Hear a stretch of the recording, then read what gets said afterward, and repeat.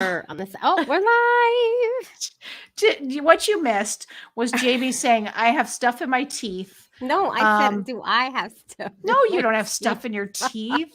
Guys, I'm experimenting with a blur background. What do we think? I think you look really nice, Robin. Oh, thanks, Jamie. I think you look really nice, Jamie, too. Thanks. Thanks. We just got an email. You guys, we are here. We are here.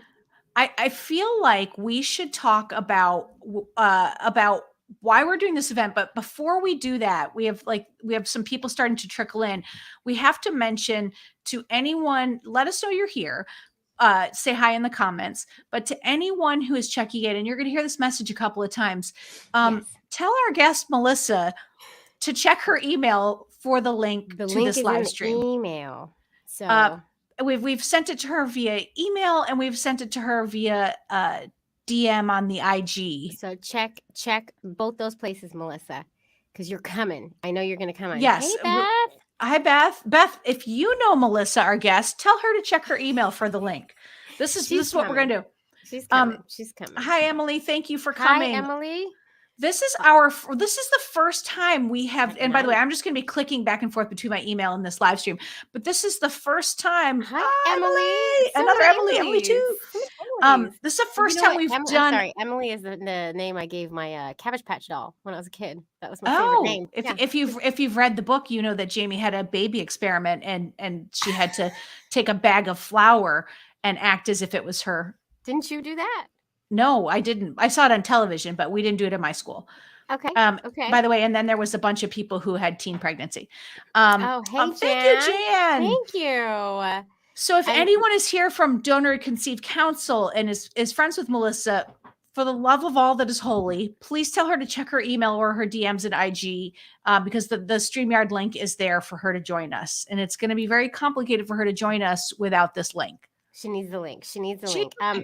Mirabai is here too. Did you put Mirabai's?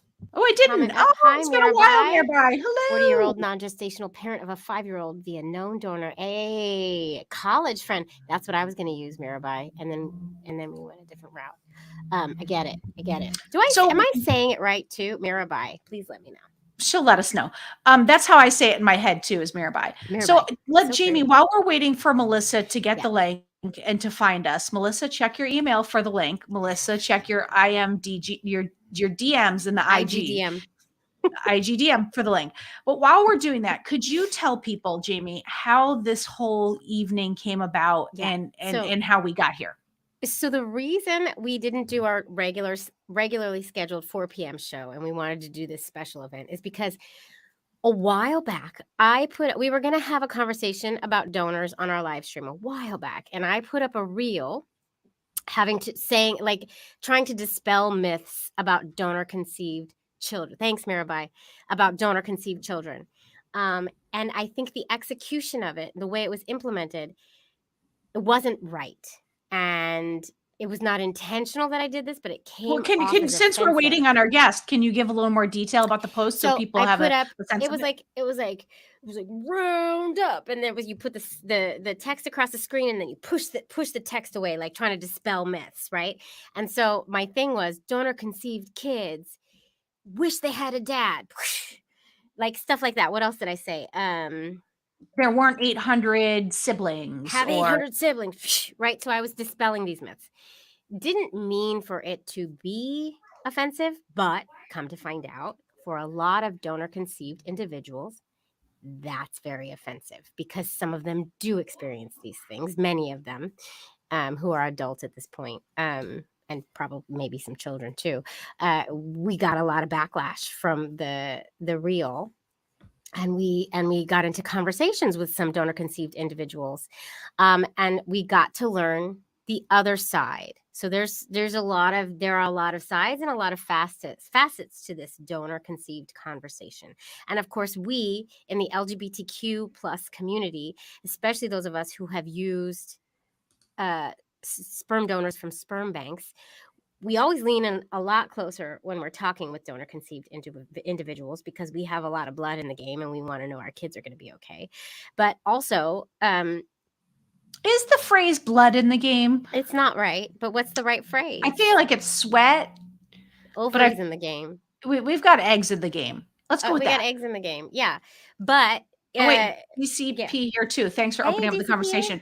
Wait, so Yes. if you are with the DCP and if you are friends with Melissa, our guest, tell her to check her email to get her link and tell her to check her IG DMs for the Yes. link. Okay. Yeah. Okay. Keep Okay, going. so But thank you. We're so glad you're here. So Melissa was one of the folks who reached out to us, and we had some really open and honest conversations with a lot of folks who reached out to us. It was a wonderful conversations. Yeah. And Melissa was one of the folks, and we had another conversation with Melissa just together, and the three of us decided that we need to have this conversation with the two communities together to find the intersectionality between us and also the differences, and try to come to some sort of a, I don't know, what do you, how do I Well, no, to not, explain? I wouldn't say like a resolution, but to have a full conversation about the intersectionality and about how it affects us as LGBTQ parents, but also to really have us as LGBTQ parents understand the donor conceived people and what their experiences are. But we lovingly call Lisa the therapist. And by the way, Love again, Lisa. still clicking to check and see if she's checked her email. And we're not panicked at all about our guests We're not not having the panicked link. because we're still doing Hold our on, hold on, intro. hold on, hold on. Not panicked at all. But Lisa, the therapist, who we lovingly call her, she is just an amazing person. Wonderful. But she brought up a really important fact. She's working on a book, and it includes a conversation around donor conceived people, and she said that she's working to have approvals from some folks in that community, not necessarily approvals because I think that sounds too stringent, Right. but to have their eyes on it before it goes wide. Input, that's a great word, thank you, Jamie. No And the problem. reason Here being, for ya. thanks, Jamie. And she gave the phrasing. She said, you wouldn't talk about race like as a white person. You wouldn't talk about talking about racism and systemic racism without first going to the source, and like Having a a black person who's a person in the black room. person, yeah, in the room, or to have eyes on what you're about to talk about. So why would you consider doing that with a donor conceived person? I thought that's really interesting. Really a great thing. And also, Yeah. you wouldn't talk about LGBTQ issues without having an LGBTQ person there to I add would their input. hope not. I would hope Right. not. Exactly. I mean, how dare? How dare you? How I mean, dare and you? that's the whole thing with diversity, is that that's why it's important to have different folks in the The room, because voices. it's like you need different ages, different sexualities, different race or ethnicities. You need able-bodied, non-able-bodied. Like, I'm not sure that's the right phrase. I think I probably just used the wrong phrase, but like you need folks from all different points Yeah. of views in order to make sure that everything's represented. Yeah. Hashtag inclusion matters. That's what I'm going to do right there. Okay, we have somebody here. I am a donor dad for lesbian friends and have donor conceived child, and it's all about love, honesty, and being truthful from the start, at least for me. Love that. And Yeah. and I think what's really interesting, and Jamie's going to probably echo me here, is Yes. I think that in Jamie's post, the idea was we have always approached it like we are coming from love, and we're coming from honesty, and we are coming from because a lot of the feedback that we have gotten has been, if you kids know their origin story, that really helps. But what Melissa was saying, and I hope to God Melissa can find us. I know, mean, Melissa, come. Where it's are like you, Melissa? it's like we're a haystack and she's a needle, or are we the needle and she's the haystack? She's probably trying to find the needle in the haystack. She's trying to find something, and I think it's us. Yeah. And she's not finding it. I know. But so the point being, like, it just, where was I going with that, Jamie? It was about being open. Because we've had a lot of young folks, people who had LGBTQ parents and knew about it, and they have all talked about this idea that the kids who didn't know had issues and the kids who did, and we kind of just blanketed that and went with it. We made assumptions. Yes. Yeah. And we've come to learn differently. Every child is different. Mm-hmm. And you cannot know that just because you're open and honest, mm-hmm. that your child's going to be okay with being donor conceived. Yeah, absolutely. When they grow up. Right. But also. Wait, you go ahead. No, go ahead. No, you were going to take it. No, you. Listen. No, you.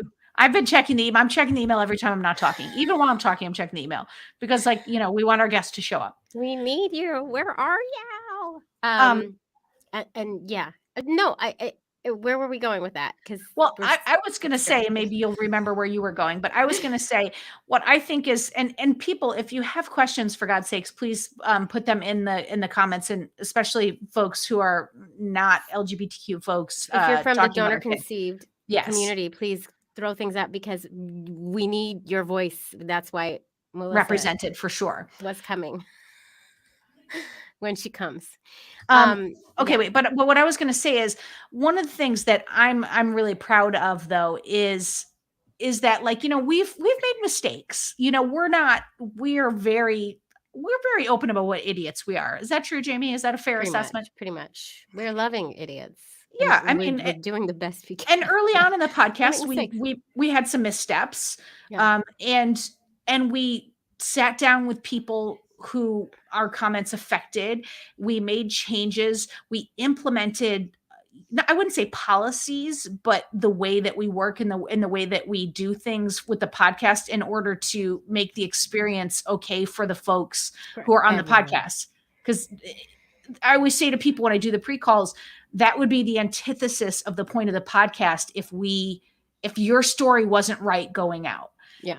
And I think this is one of those moments where we're trying to do just that. I'm not calling it a mistake or a misstep. I just think it's a conversation of, like, oh, we were only looking at it from our point of view. We were, and to that point, I think that we still, and this is maybe where we can open up this conversation and have donor conceived people chime in, but we still do very much believe that being open and honest from the start with our children who are donor conceived and who we want to be okay with all of our hearts and souls is going to give them a better opportunity in the long run. Mm-hmm. And Yeah. we do very strongly believe that. And and like I said, I don't think that every child will, definitely, just because Mm-hmm. we're open and honest, but I think it gives them a better opportunity to Yeah. be okay. And I'd love to open that up. Yeah. Well, and I wish I had AMBTFFF. I wish I had your name, so perhaps you can share your name. But he or they or she said it's important to strike a balance between making sure our donor conceived children are happy and healthy, and also allowing people create their families in a way that is right for them. And Yes. I'm so glad that you made that point, because that's something that we talked about when we had our call with the elusive Melissa, who may or may not. Melissa, where are Melissa, you? for the love of God, check your inbox for Oh, the link. poor Melissa. Maybe she's Melissa's coming. Melissa's she coming. might be sitting on the If wrong you build it, platform. Melissa come. will come. They will come. But so, wait, we're okay. I was saying that the balance. I know who AMBTFF is. It's your favorite lawyer. It's our favorite lawyer. Oh, Tony Brown, absolutely. But Yeah. we talked about our perspective is, like, yes, obviously we care so much about our kids and the intentionality around our parenting and our kids, and how thoughtful we have to be. Yes, Tony just said it's your favorite lawyer. That's right. Hi, Tony. But so in that, though, like, we want to make sure that the ability for us to have kids doesn't go away, because we do have to have, we do need that. We're missing parts for donor. We have to have the option for using donor sperm and donor eggs. We have to have the option, and that can be controversial. Okay. Must Interesting. love. Now this person has said that they're a donor conceived. I believe, if I'm scrolling back, hold on here.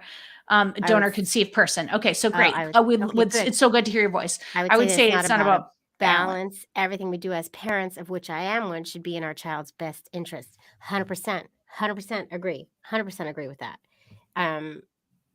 No arguments there. It should be in our child's best interest. Absolutely. And we come at it from thinking that being open and honest with our children is in their best interest.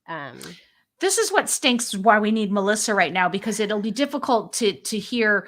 Here we go. Okay. It would be difficult to hear. Again, it would be great to have your name. Must love. Nudie branches. Nudie branches. because it's hard to have a conversation, in a back and forth. But We might please have just to keep. invite. We might have to I invite know one of I'm you gonna have in. to send. I'm If Melissa doesn't come, we're gonna invite one of you in. Get ready. Oh my God. Okay. So must love nudie ranches. If you would, because by the way, we can have 4 people. Send an email to ovariestalk@gmail.com and I will If you're give up for you, it, yeah, if you're open to it, no pressure, but I'll give you the link to the live stream and you can pop in with us if you would like to.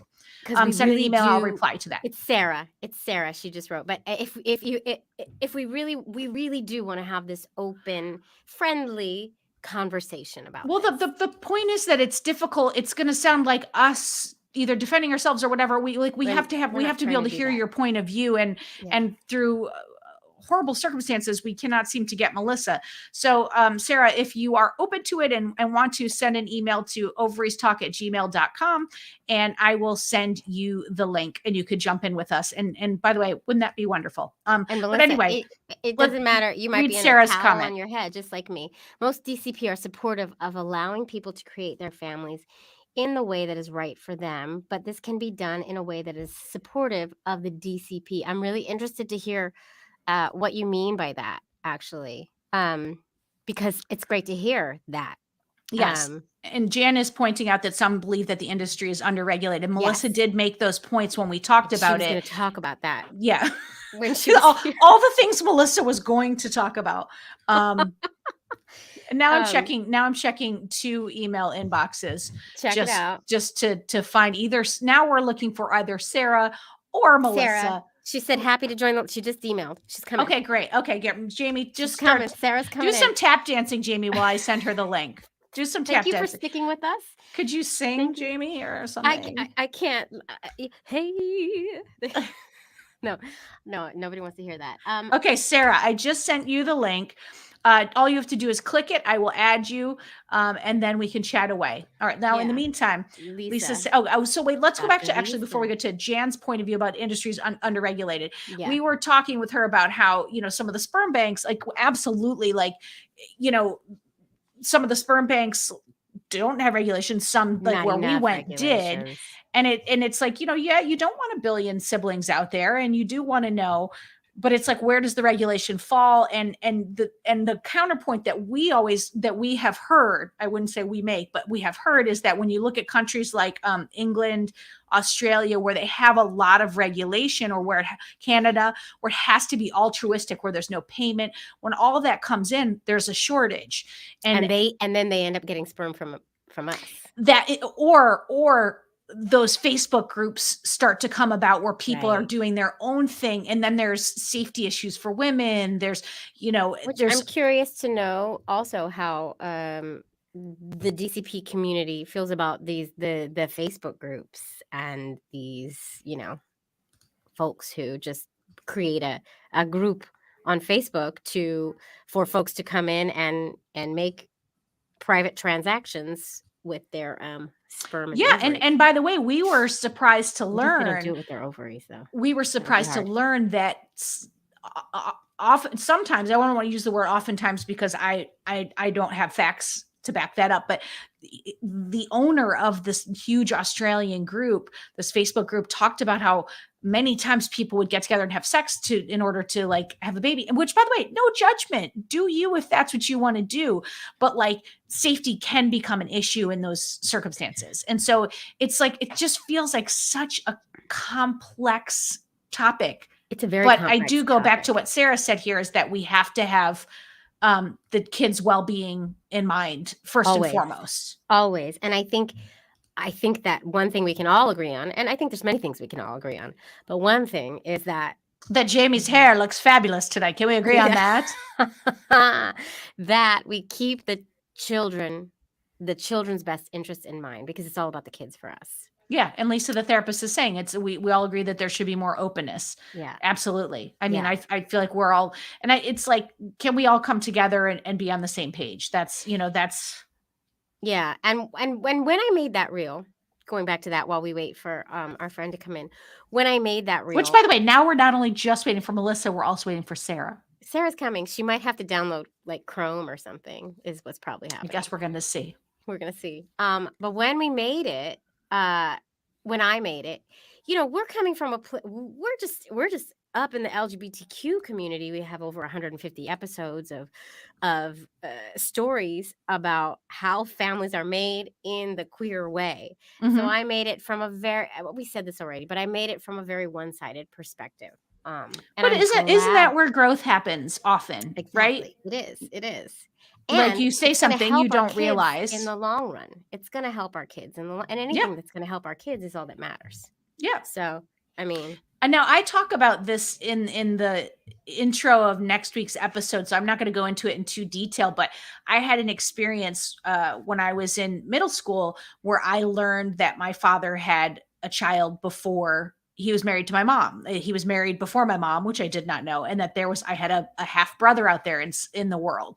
And I remember at the time feeling very much like, what the fuck just happened? Like, and I remember being like, I would not use the phrase obsessed with, but like really thinking a lot about, if there's a person out there, does he look like me, like a brother? Do we like what is this person? Oh, Sarah's here. And so I'll just wrap the story up and then I'll bring Sarah in. And recently my sister found him on Facebook. He looks exactly like my dad, and we're getting ready to set up a call with him. But what I find so interesting is that like I have a whole new perspective about it, because now I'm a person who created my kid using both my kids using donor sperm.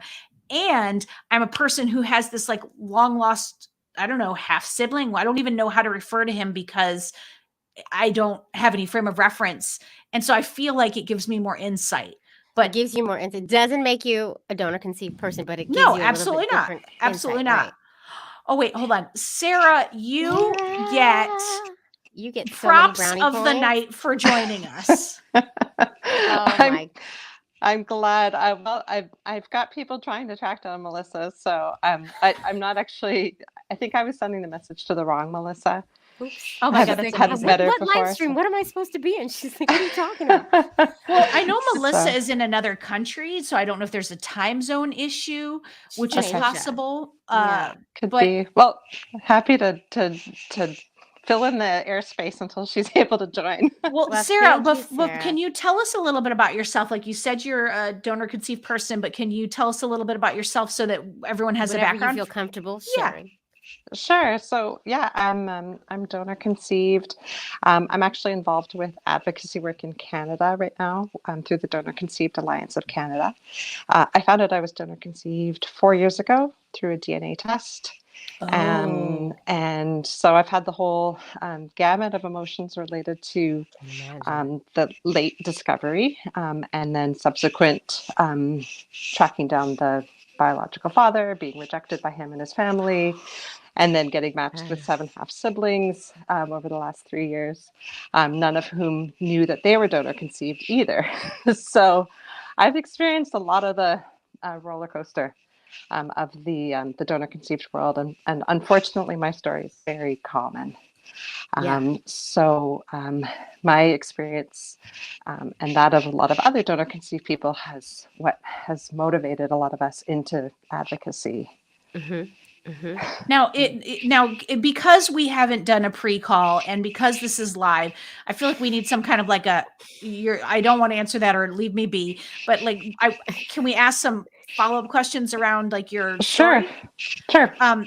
Your parents heterosexual, or I mean, are you calling your parents, or what's your language? Yeah. Raised in a sort of a typical, like, yeah, Okay. heterosexual mom and dad. And so then it wasn't an egg donor, it was a sperm donor? That's right. Yeah. Okay. Okay. And wow. I mean, I didn't even have a follow-up question. It was just, wow, that's a lot It's that a you lot. That's a were lot to hoisted upon. digest. What did that bring about for you when that moment when you found out? Yeah, I think it was a really big upheaval in my life, and kind of continues to be, periodically every time I get matched with a new half sibling and have to lead them through give them the talk is what I call it, the alternative, how you came to be talk. I feel like it brings back all of the emotions again. And so, yeah, it was a huge shock, and has definitely, um, you know, I've had 4 years almost to kind of come to terms with it. But it's, being in the sort of the world of advocacy, I'm kind of still in it. I feel like I'm, trying to focus my frustrations with my own experience, to direct them towards trying to improve the industry and improve conditions for future donor conceived people, the kids who are growing up now, so that they don't have to have the same experience that me and a lot of other donor conceived adults have experienced in our lives. So, what would you say is the thing? I mean, if you could pinpoint one thing, because you're talking about regulation and things that you want changed, what would you say is the thing that hurt or resonated with you the most that you really want to see a change in? I think for myself and for a lot of people that I know who are in this realm of advocacy, I think the biggest thing is just recognizing that a lot of us do have a natural curiosity about our biological origins, about 50% of our genetics, especially when, we start meeting half siblings and we see like these striking similarities with these other people. That is so mind blowing. To see yourself in another person, then like see yourself differently, through their eyes, and see all the things you might have in common that you didn't attribute to, potentially having a genetic component. So it's really validating to have that access to your genetic relatives in a way that if you grew up with your whole genetic family, you wouldn't think twice about it. But seeing that genetic mirroring, having that experience, can be really important. For some people, it doesn't matter. And I think that's totally fair. Everybody has their own experience, but I feel like it's so important to allow donor conceived people to have that choice and to not take that choice away from them, because it is, I feel like it's a very fundamental, to my identity and to a lot of people's identity, to have that opportunity. And it's also, hugely enriching to have these relationships with half siblings. And nice I wish that I could have grown up with them. I know that was going to be that my I grew up in question. the same city as at least one of them. Wow. And I wish that we had known each other. We're exactly the same age, and Wow. we Yeah. get along really well. And I grew up as an only child, and she grew up with a brother. To be able to have had a sister, or not to say it had to have been a sister relationship, but just to have the chance to grow up. Whatever you name it, right? Whatever, Whatever you can name it whatever you want. Yeah. But that was going to be my question. Do you think that if this had been presented to you as a kid, and if you knew about them as a kid, it would have made a difference? It sounds like you just said it would, but it's hard to say. I mean, and It's it's hard to know. say. Yeah, it's It hard is to for say. sure. Yeah, because it went how it went, right? That's right. And it's, it's all, now it's coming at it from an adult perspective. Yes. And, thinking back, and it's like, well, I don't know how I would have felt. But I just feel like it's, donor conceived children growing up deserve to have that opportunity, so that it's at least not something that they grow up to be adults and think back on and think, well, maybe I would have liked to have had that chance. Right. Yeah. And that is something that we talk about a lot on our podcast and on the live stream, about being open and telling your kids their origin story from the start. And most people we talk to on the almost all of the folks we've talked to, all the families that we've talked to on the podcast, are open from the very beginning and put a lot of intention into how they raise their kids and how they speak to their kids about how they were made and where they come from. For sure. But because of this conversation, we've come to find out that doesn't mean they're going to be okay. Right. Well, and that's like why I put up Tony's comment of one size doesn't fit all. Yeah, exactly. And I think I talked about this with our call with Melissa, and I've talked about this on the podcast, that I have 2 kids, and one is really open and interested and talks to their donor siblings, and my other kid wants almost nothing to do with it. And he's, I mean, I think he's processing it in his own way, and he'll figure out his own road with it. And we're trying to put things in place to support him so that he has what he needs, because we recognize that we may not be the people that can help him with this, because we created the situation, and he doesn't have a choice in that situation, so we recognize that. And so we're trying to put support in place, but it is hard to probably look back and say what would have been different, because like you said, you're an adult now processing it differently. For sure. Yeah. And I don't want to, pretend to speak for anybody else, or, for people who are growing up and in different circumstances, having known their whole life. They may have a different take on it. I think one piece of it that I think still is applicable, even if the child does know from a young age, is the fact that, as a parent to a donor conceived child who has been created with a stranger, 50% of their DNA is from somebody else, it's important to embrace all of the aspects of that child that may be different, that may have had an origin with his other person, with their biological parent. I know some people don't like to use that term, but I do. And so growing up, I didn't know I was donor conceived, but I still also felt this message that that other half of me, the part of me that was different from my biological family, from my mom, that part was not, my mom was not excited about that part of me. And can I ask a question about that? Like how is this like hindsight of looking back and saying these are traits that I now recognize through my donor siblings or genetic? Yeah. And so you're like, oh, I could see there was a feeling inside you that your parents didn't jive with. I don't know, I'm just going to say talkative, and like, yeah, whatever the trait was. My mom is very outgoing. She's very talkative. She's very bold.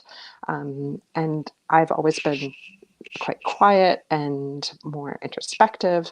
And we always had conflict about that. And she always wanted me to, speak up and be more bold. And it just wasn't my personality. And she wanted you to be more like her.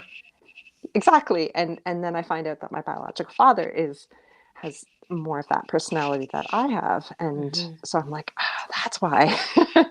And so for her to grow up with this message that the parts of me that were different were not okay. Right. Yeah. It's like my mom would have never had a relationship with Bob.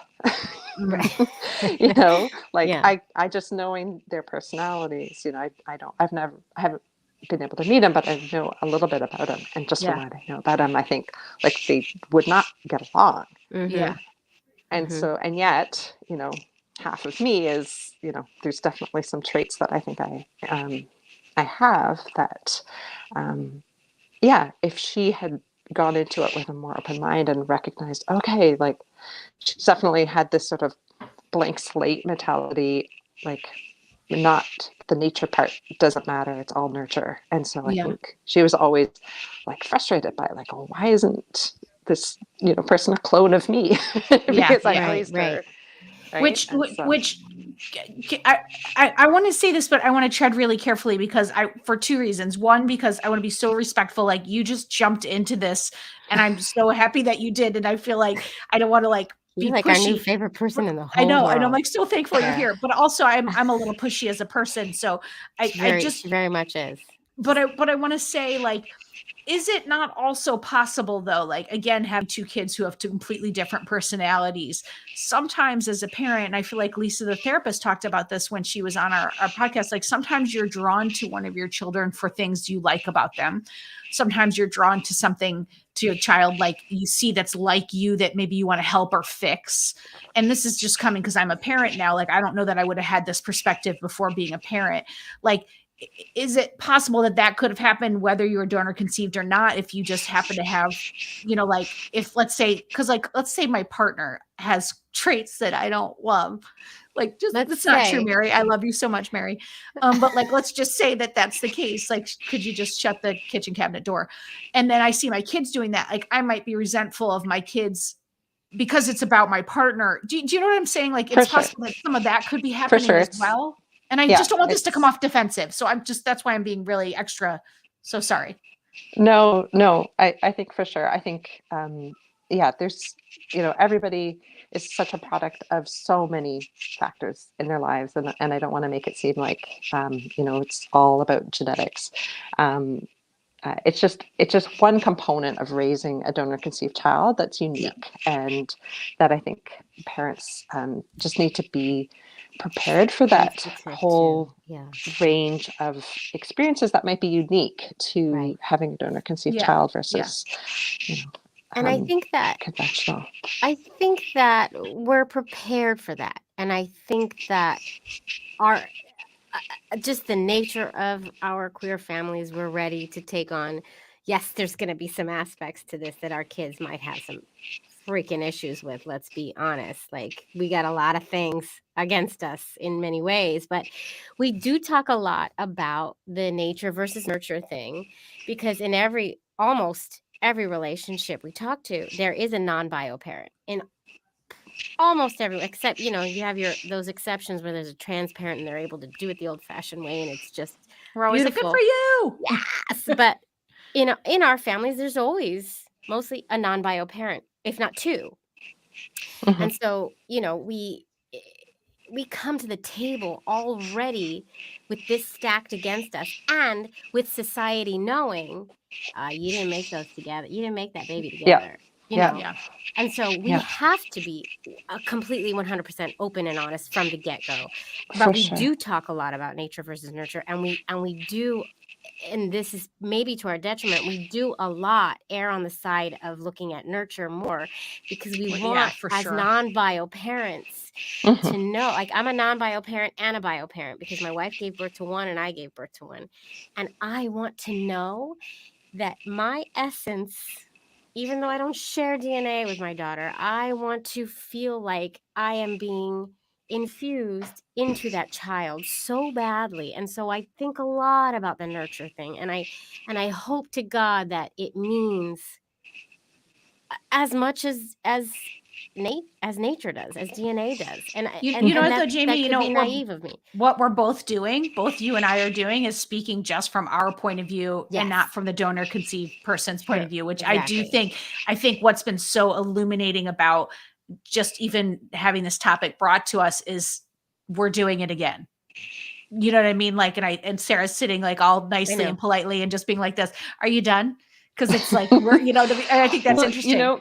I totally, I appreciate your experience and all of the things that you're sharing. And, I think a lot of us in the donor conceived community, like I had said in my comment, do recognize, the right for all people, to be able to have a family, to have, to be able to have a family of their own making. And I do think there's a way to do it that's also recognizing, the rights and best interests of the donor conceived people that are produced. So I think there's a lot of nuance there, that needs to be talked about and spoken about. And I think, it's not just love makes a family. Love is definitely very important for making a family, but it's also recognizing that, genetics do play a part in who we are and who we become, and not to be scared of that, and not to totally downplay it, but just to say, okay, love makes a family. Yes. DNA makes a family. Yes. There's all these different ways. And, we, by saying one or the other, negates the other family type's experience, and that's not okay. But when we hear, it's only about love, that minimizes our experience. Yes. Trigger. Because we feel like the value of having relationships with our biological family, our genetic relatives, like that's being minimized Yeah. when people discount the role of genetics or the role of Yeah. the traditional egg plus sperm. Sure. Yeah, right. And So which we both can get parts behind. do have to be recognized. Yeah. And we have a question from a listener, Jan. She's saying, if DCP could learn about their identity of their biological donor parent and siblings earlier, would you advocate for that?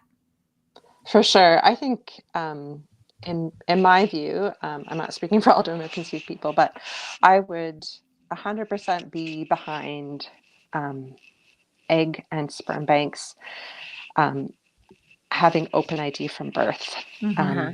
The fact that it's that information, that critical information, is held until the age of 18 is such a disservice. Like, I understand some of the rationale for it. There's a lot of sensitivity, especially with with queer families, about like worrying that they're gonna maybe run into some legal or parental sort of issues with this other person in their lives. But from the perspective of the child, and I feel like I know only of one country, Germany, that has that open ID from birth, and I feel like there should be ways to do it that protects the family, but also allows that child to grow up knowing of their half siblings and knowing about their genetic relatives.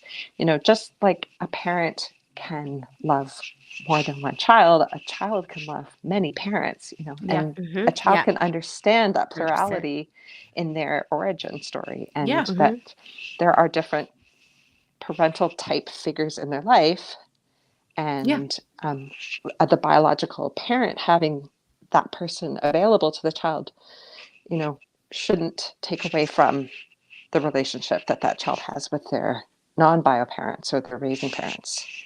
Yeah, Interesting. I love that. I love that, and I think that that's something that kind of falls into that. We talk about that a lot on the podcast too. Like, a lot of our families have many parents because they have known donors, and then they have the known donor ends up getting married, and then they have kids. And then they get divorced, and then there's more. I mean, one of our episodes, it was 5 parents and 2 kids. 5 parents, and 2 kids, and everything's all right was the title. I think something like that. Mhm. And it all works, I think. Yeah. Yeah. It can. So, it can if everybody can. goes into it with And that was a big point of the conversation, was how their does it work? And they had basically one leader and everyone fell behind her. And then it was because that's too many cooks in the kitchen. But Justin, who is another listener, he was actually been on the podcast, said his surrogate wanted to be in our child's life, but recently signed her rights over. The conversation of where she went is going to come up soon, and I have no clue what to say. I'm curious, as a donor conceived person, like what would you do? I mean, I'm putting you on the spot, but would you have any advice? Sarah, Sarah, you are the trooper and a half. Sarah, thank you so much. We're gonna send you we're gonna send you gifts. You're gonna get an Ovaries Talk T-shirt like nobody's business. I'll tell you what.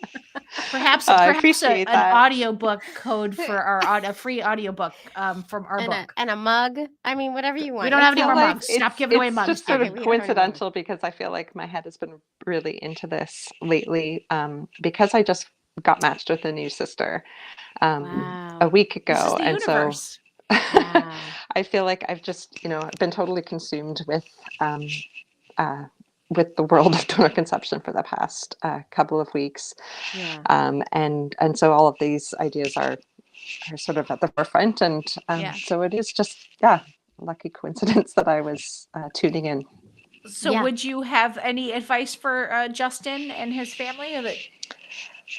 I think, that kind of a situation that can happen in any kind of a family relationship, right? And so I think every family just has to be able to navigate those things. I don't have any specific advice, having not been in that situation, but I do wish that donors I don't have any experience with surrogacy, with the sort of the world of surrogacy, but I think I wish that donors went This was into also it. an egg donor as well. She was a Okay. surrogate and an egg donor. I just have, we know Okay. this I because we see. interviewed them. Yeah. I see. Yeah. I wish that donors did go into it, um, not just being sort of lured by money, which is a huge, huge issue. I mean, we've just been dealing this past week um, with one of the egg banks that has really, really questionable ads recruiting egg donors. Mm. Um, and, I feel like a lot of the marketing to donors, especially, egg and sperm donors, is the donors are counseled to think this is just, a cell, it's a wasted cell, it's otherwise going to be wasted. You have no obligation, to this future person. It is not, you're not selling your children, it's just a cell. Oh, wow. And I feel like some of the language around recruiting is even selecting for people who are able to have that separation from their their future biological children, their offspring, because if anybody does question that, then they might not be chosen as a donor. Right. Yeah. Right. Yeah. So Right. I I get that. would Yeah. love to see, in sort of an ideal world, see that donors are recruited, for more altruistic reasons, and Yeah. ideally, I know there are problems with what we Compensation, commonly yeah. refer to as like known donors, Mhm. but I do think, having that type of a known donor relationship through a regulated sperm bank or egg bank, that the the legal protections, the health protections that would come through that arrangement might alleviate some of the anxiety Yeah. that a lot of people have with a known donor situation, and would, if they allowed the families, the recipient families, to have contact with the donor from birth, I feel like that would go a long way to addressing a lot of these problems with the current way that donor conception is practiced, because it would also allow for, once you start racking up dozens of half siblings, then, the red flag is identified, a lot earlier than Yeah. 20, 30 years down the road, and you realize I have 100 half siblings. And Yeah. how did that happen? Because the donor was Mm-hmm. not privy to the information of how their egg or sperm was being used. Yeah. Right. They were told that there were limits when there are, in fact, zero limits in North America. Yeah. The current guidance from the ASRM would allow for me to have 10,000 half siblings. Are you serious? It's Mhm. interesting because the banks say that they put a limit to That's not true, Jamie. The bank we talked to. the one we both used Yes. said they put a limit to it has to, I don't remember, is it 20 families, which 20 could be families, but I a think lot it's more but than it's also there's also a time limit on it as well, so it yeah. doesn't usually end up being 20 families, but yes, they put a limit. Yeah, And there's often yeah. donors that get brought back from retirement to continue donate so that a family can have a sibling. Yes. And then Yeah, that donor might get back in the Jamie catalog. brought him back in. Yes. I brought That's why they I say brought my families, donor. not babies. I know, but then sometimes I've heard of cases where that donor will then get back into the system, and then they're treated as a new donor in the system, and then they can have a whole other 20 Oh, families. interesting. Okay. Well, yes, because when we brought him back, we had to buy back every single specimen he created. Because that's the agreement. You have to buy Yeah. you have to buy it all. Because I believe our bank, the bank that we're referring to, which we're not going to name, everybody, our listeners know, but just because I don't think for this conversation it's relevant, but like, I think they're pretty stringent on it, but I think because they're one of the larger banks, but I think there are many that are not. Yeah, and the one problem is that, so a donor, this isn't so much with egg donors, but with sperm donors, there's nothing that will prevent a sperm donor from donating at all the banks. There's Right. no And we've heard that. checking. They don't check between banks that this person's in the database. That person could go to Europe and donate at all the European sperm banks. Sure. And then There's a big article about a guy in Australia that just did that.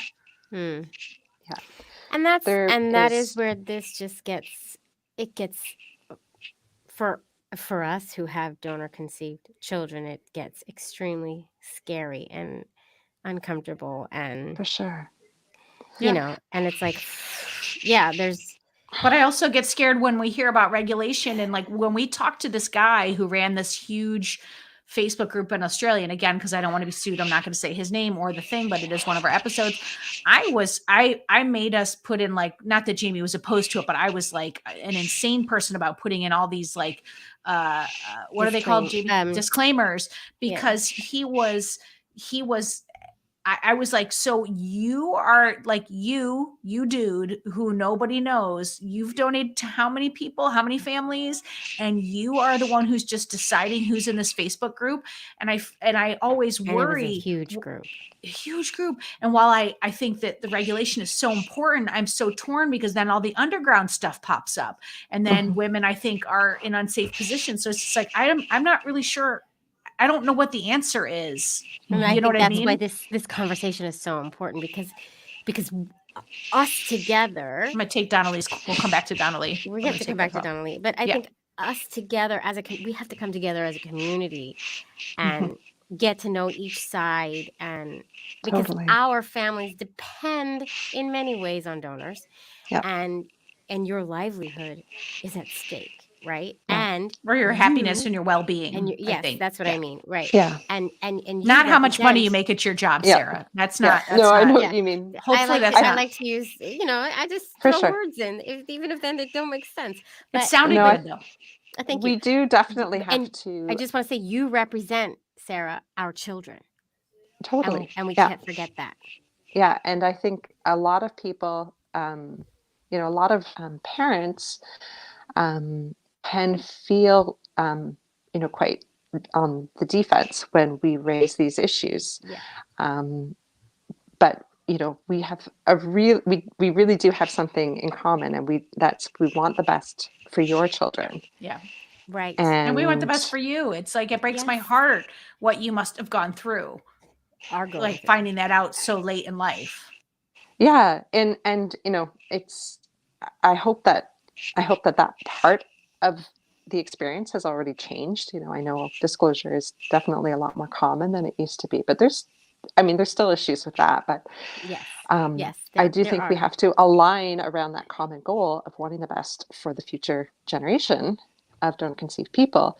And I know for a fact that the industry, their sense of responsibility ends when it's at conception. They do not want to hear from us after the fact. Warranty period is over. We are routinely shut out of the conversations. Which fact, is not right. No, in fact, I was just talking about today at the last year's ASRM conference.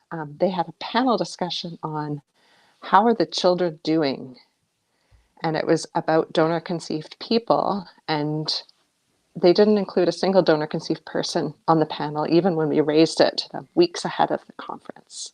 Yeah, well, which tells you they didn't actually want that.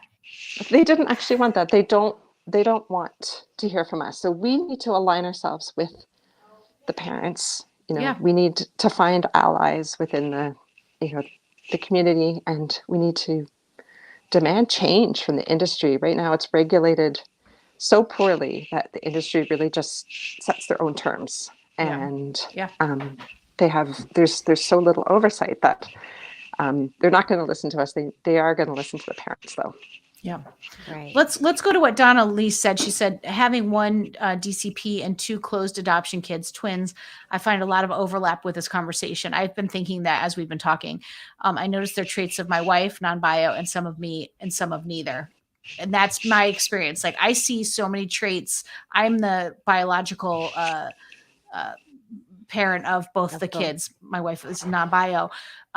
but I see so much of Mary in my kids. And it's funny because when you were talking earlier, I almost never think, oh, I wonder if that came from 57923. I almost never think that. Like it's in my opinion, he's not even around, but I do think about the donor siblings because of the relationships. Like there's a girl who's a donor sibling to my daughter who lived a block and a half away from us for 2 years and we never knew it. And then we met after, and sometimes she bumps into her and they look alike, and it's crazy. But I think of that more than I do of the donor. But again, going back to that earlier point, it doesn't matter what I think. It matters what my kids think, which I think I'm going to implement a lot more going forward after this conversation. Agreed. But anyway, back to what, Donna was saying, like it's an interesting point. Yeah, and I think there are a lot of overlaps from, there are definitely some parallels with the adoption industry and how, the adoption, there's been this big move towards open adoptions for the benefit of the child, adoptee, right? And I think similarly, we need to have a move in a similar direction in donor conception. For the well-being of the donor conceived people. Yeah. And by that you mean to be able to be known from the start.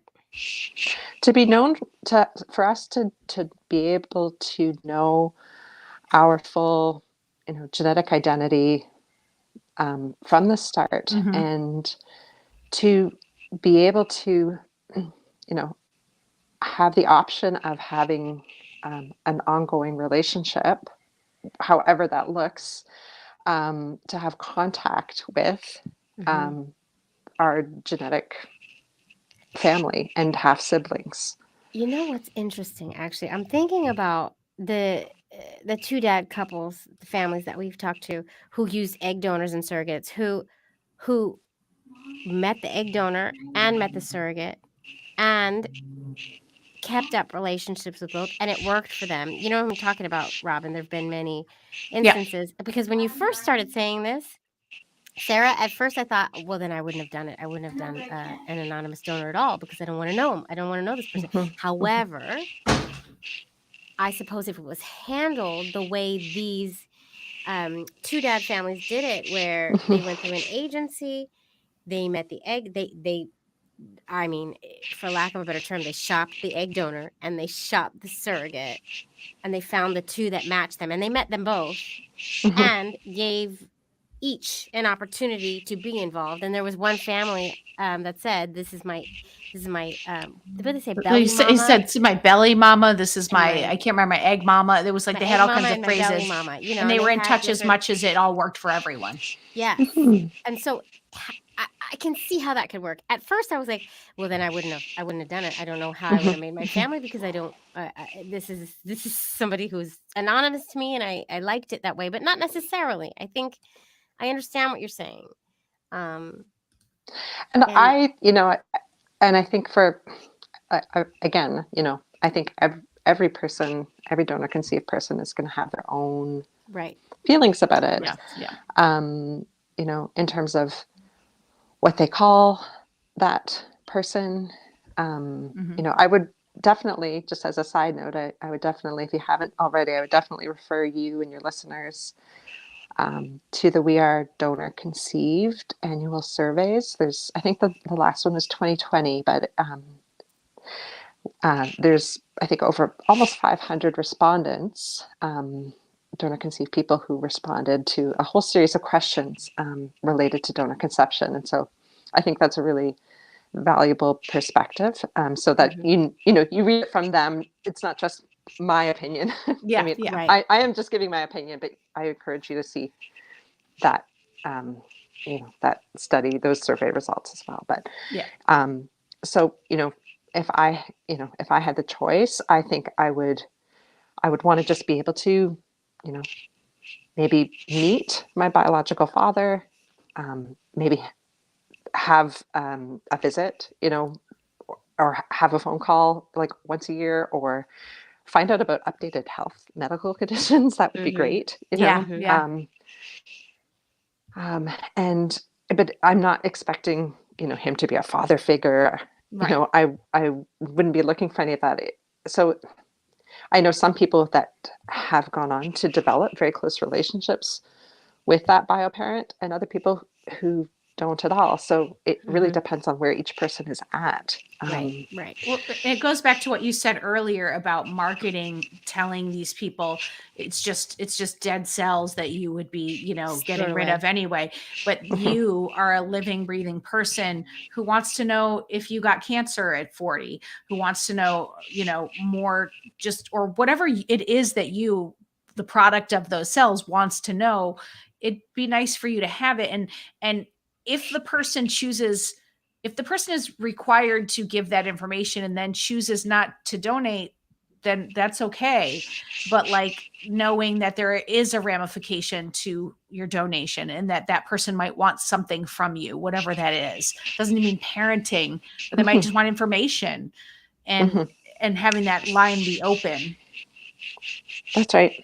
That's right. Yeah. Just, and to have the opportunity to ask that person questions, or, you know, find out their interests, or their, you know, like, yeah, those kinds of, their personality, their, I don't know, there's always like, it amazes me how, you, when you see characteristics that have a sort of a biological origin, I don't know, it feels kind of validating sometimes, that you're like, oh, that's where this came from. Oh, okay. Like my dad's used to sneeze 8 times in a row, and I do it too. You know, it's like, it's that silly little stuff. things, yeah. It can be the dumbest things in the world. Not dumb, but like, just simple they things matter. Simple things. Or they're just, or they're like, that. It's like seeing that person who is like my dad's son, whatever I'm going to call him in the future. It's too soon for me to even put a name on it. He looks identical to my father. And when my sister, when we pinged him on Messenger, she asked if my dad was his father.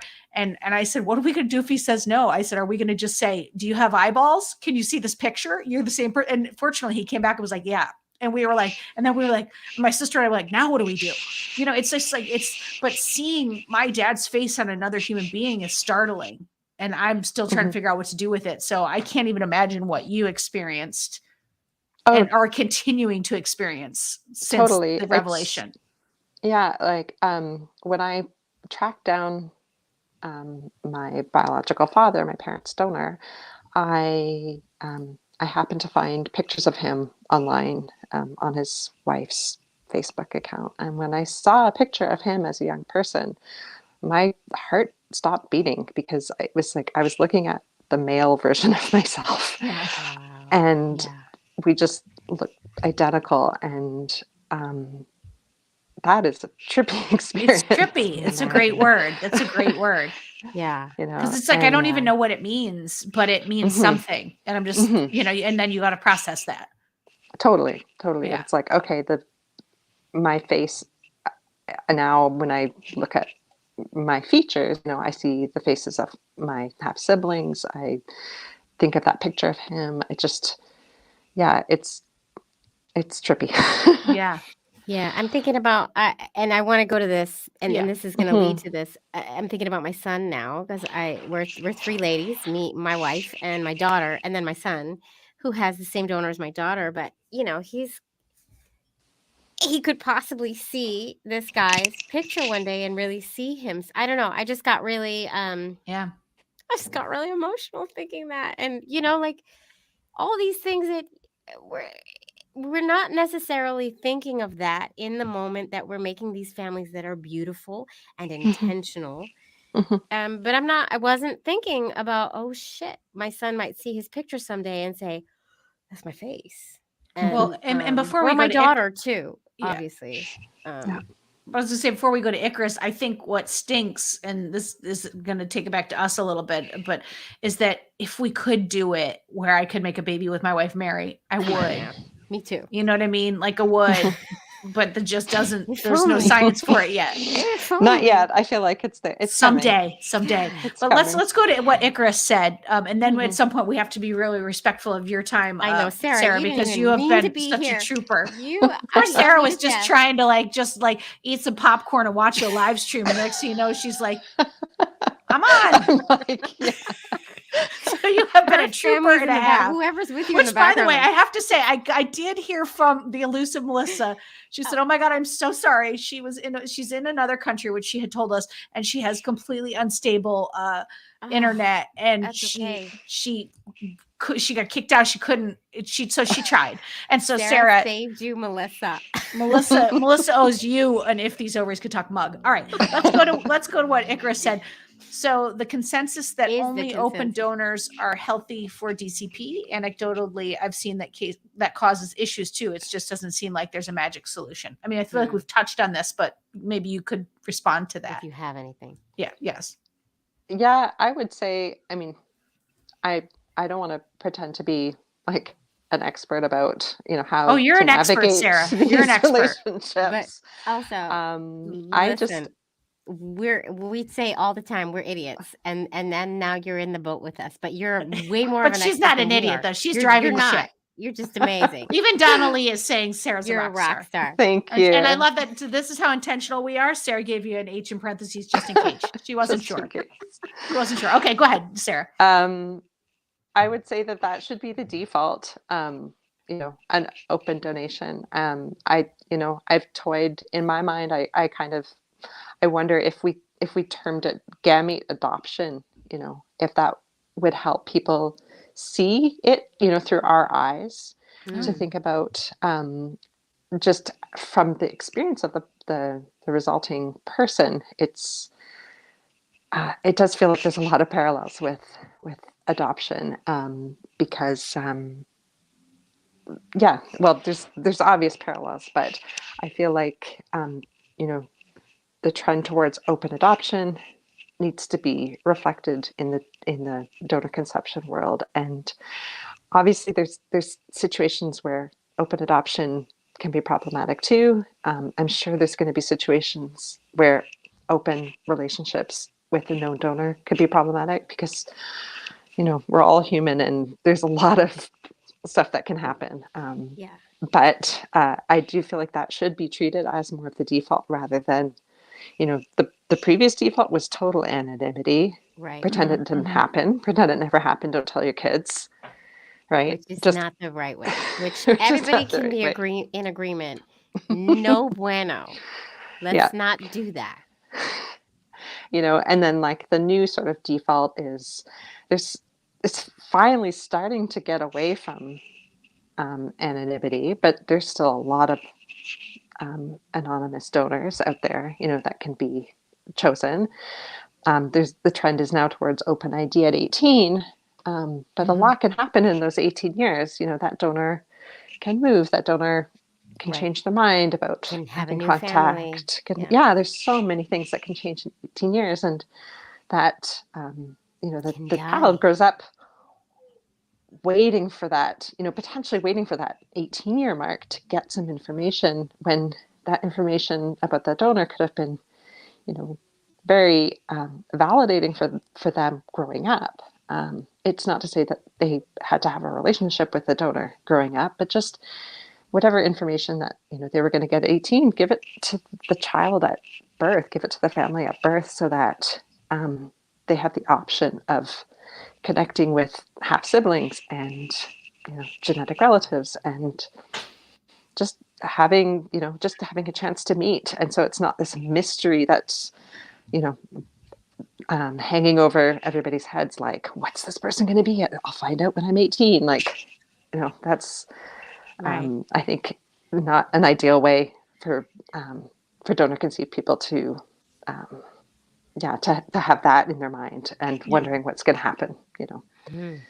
Yeah. So Sue is asking for a clarification, just for full transparency. This is Jamie's mom, but she asked great questions.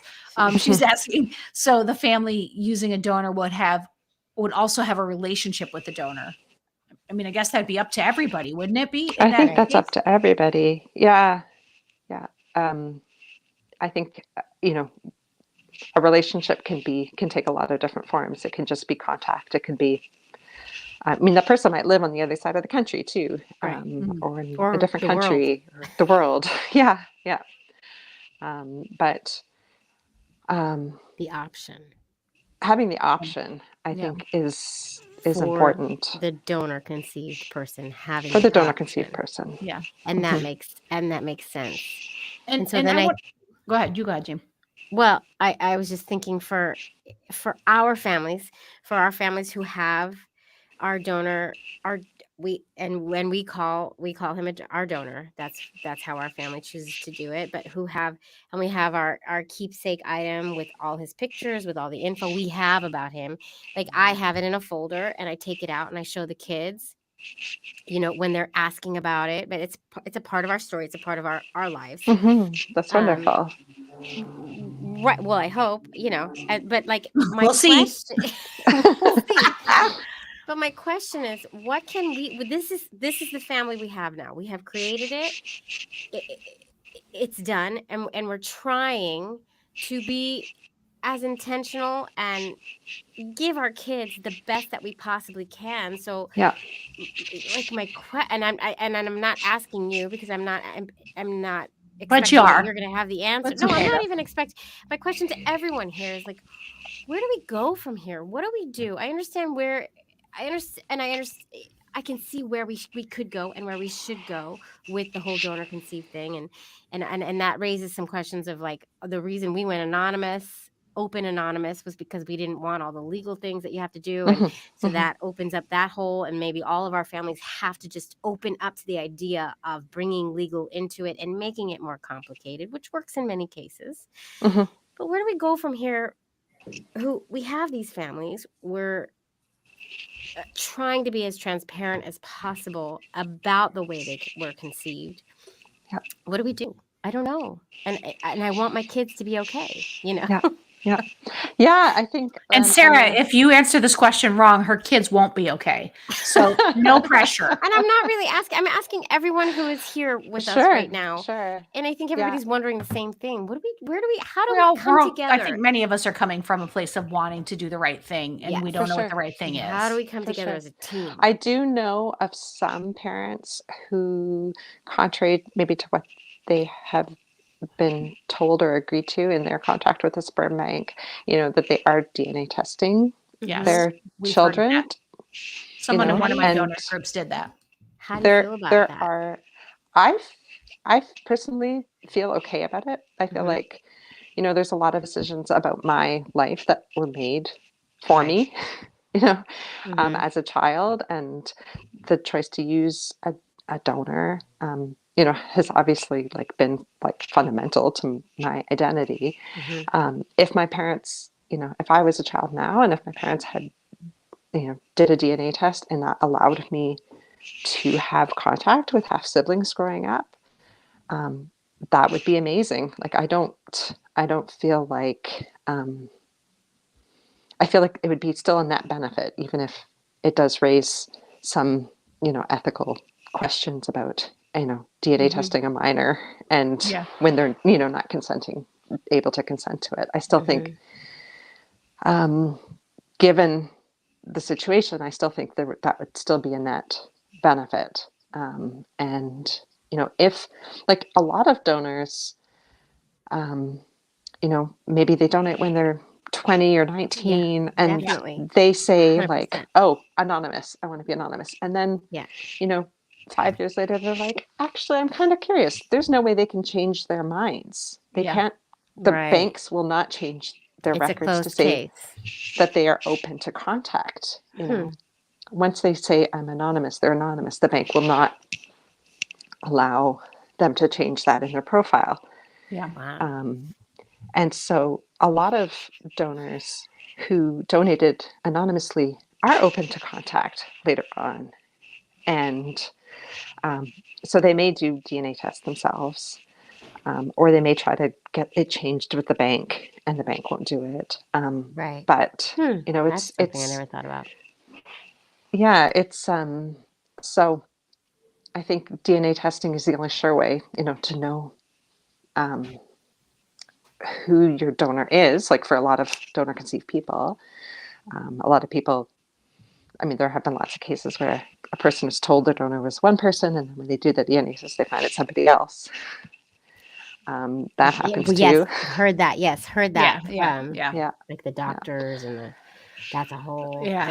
That's I mean, there's whole, definitely like when you go the donor route, you're definitely putting your faith in science, humanity, and a system that you're getting what you paid for and what you said. And I mean, I would urge people to not have blind faith in that, because donors often they will lie about their medical history or their family medical history. I'd lie too. Or maybe they just don't even know it. If you're 20 years old and your parents are 45, your history hasn't even happened yet. Yeah. Or that donor themselves is donor conceived and they don't know it.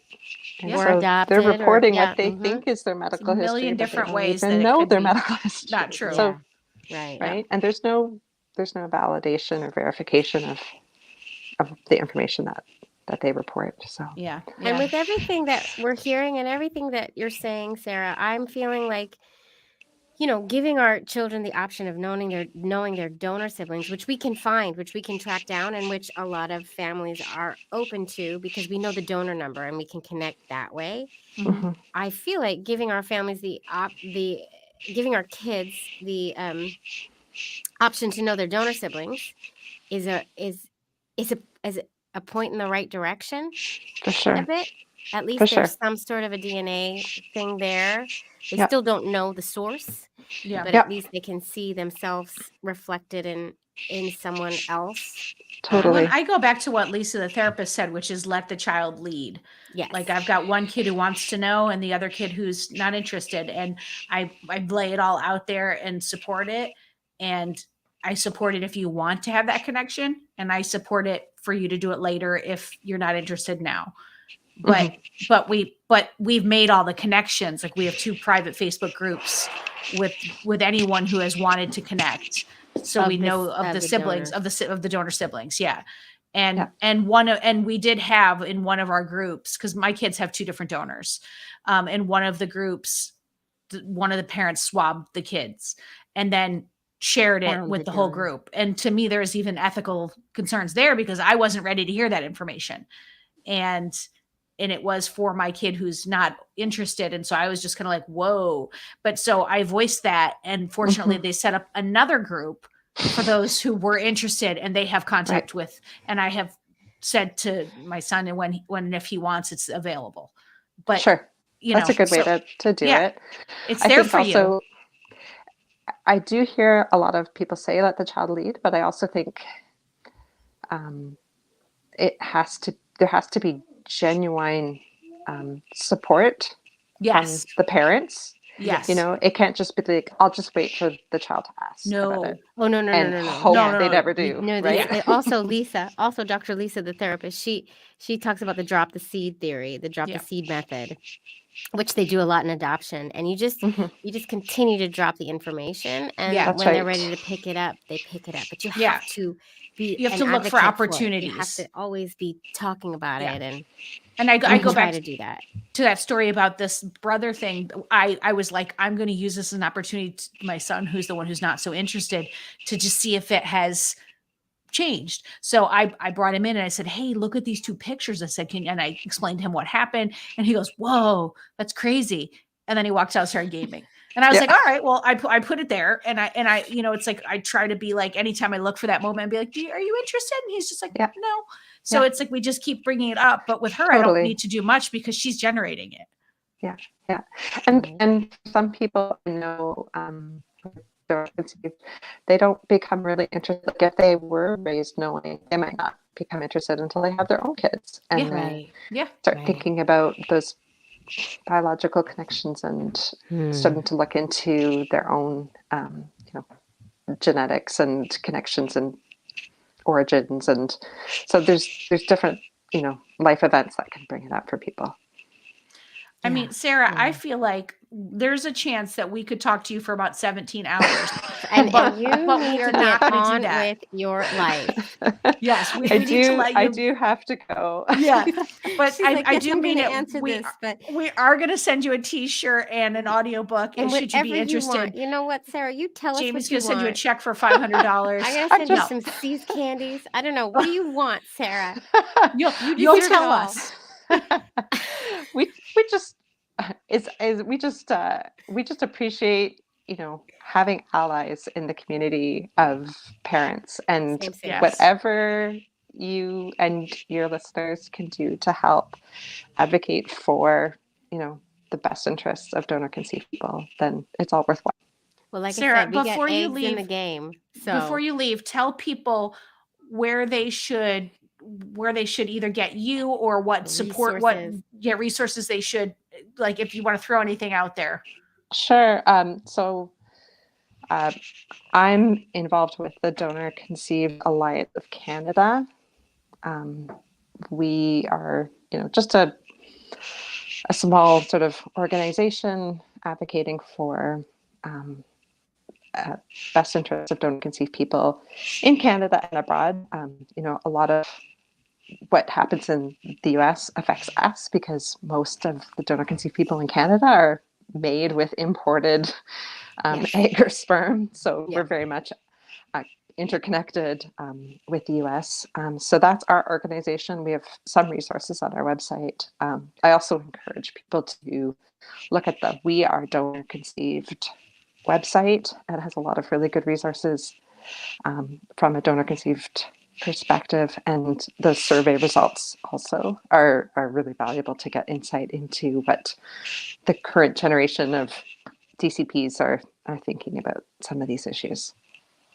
Amazing. Okay. Thank Sarah, you are our hero. Thank you for joining us. We really appreciate it. We Thank love you so much. We love you so much. All right. Take care, Sarah. Okay. Bye, Sarah. Oh my God, Sarah. What would we have done if Sarah hadn't just shown up to our live stream? It would have just been us, our two mugs talking about. And then we would have been like, well, I I think. And it would have been, I think for me, and I think then we should like say what we think and let everybody go. But like for me, the most important moment was the realization of how often I will speak in an I statement, am coming from me as a parent. And maybe there's an inherent bias or an inherent defensiveness, even of like, I'm doing the best I can, and I'm trying to be intentional, and I'm trying to like do everything that I love for my kid. Oh, Donnelly, we love you, Donnelly. You know what I mean? Like and now I think I'm really gonna listen more. I don't want to say it doesn't matter what we're doing. It's important what we're doing, but it is also important that we remember that their experience may have nothing to do with our intentions and what we do. That was really just great for me to hear. Agreed. And to keep our kids at the forefront in mind, in their well-being. And this is a complicated subject. And to know that this can be really complicated for them. It might be. Yeah. And that's such a scary, scary thought. Mm-hmm. And I know for one, I have been guilty in the past of thinking, they won't care. No, and they don't care. They're fine. We love them. They know we love them. We're being intentional. I've been guilty of this. And it makes me... this conversation makes me very scared. It really does. But you also need to remember what Tony the lawyer said. One size doesn't always fit all. Right. And it's like I don't know if there's one regulation that's going to solve it. I don't know if there's one parenting technique that's going to solve it. I don't know, but we can go back to the thing that we always say, which is intentionality helps, and openness helps, and honesty helps. That's all we can do. That's one thing that we can all agree on. Yeah, for sure. And that the kids matter the most. Yes. And I think that if we keep going into these conversations, and these conversations need to continue to happen because donor conceived people deserve a place at this table. Yes. At our table. The idea, that thing she said about the panel not having their voice. How crazy. Are the kids doing? That's and crazy. You don't have any kids on the panel? It's outrageous. Right. It's outrageous. And we're guilty of only having... We have only had... Well, we're not guilty of We've it. We've had as many kids as we could get. No, but I mean, our podcast is a queer podcast. So we have only had children of queer parents. That is true. Well, it's a queer podcast. So That's what I just said. So I started out by saying I'm agreeing with you. We're not guilty of that. That is what it is. However, there is another perspective. Yeah. And Well, and I think that the perspective as will change as these kids get older, because these first kids, donor conceived people, were at a time when there wasn't the openness. There wasn't, generally speaking. like Sarah said, yeah, Yeah. generally speaking, Yeah. generally, wow, Generally speaking. generally speaking. Well, this was a wonderful discussion, and I'm so Yes. glad we had it. I'm so Thank glad. you. I'm so thankful for Sarah. And for all of you for showing up and adding Yes. your comments and questions. This has been an enriching conversation. An enriching conversation, and I loved it all, Jamie. I'm gonna go home and talk to my kids about their donor. I'm gonna probably just go to bed because it's I mean, late. they're asleep. It's so late. It's fine. It's fine. But All right. Well, I'm thank gonna you, bring everyone. that book out very soon. Yes. Yes. We're gonna keep the conversation going. We still have the picture that Rose drew of what she thinks what he looks like on our fridge. It's still there. Listen, it's in our worlds. It's in our worlds, and that's all we can do. That's all we can do. We need their help. We need donors to make our families, and so we hope they continue to do that, and then we hope that we continue to do the right thing by the kids. Yeah, and that's it in a nutshell. This is heavy. I love a nutshell. Don't you love a nutshell, Robin? I love a nutshell. I'm gonna get a glass of wine. I'm gonna finish the Bourne Ultimatum, and I'm gonna go to bed. Oh, all right, goodness. This has been delightful. For showing up. Thank you so much. It's been wonderful. Share it far and wide with your community. Yes. Make sure to tell people it's Sarah, not Melissa. Okay. All right. Thank God. All right. Sarah. Eggs. Sarah. Ovaries. Sarah out.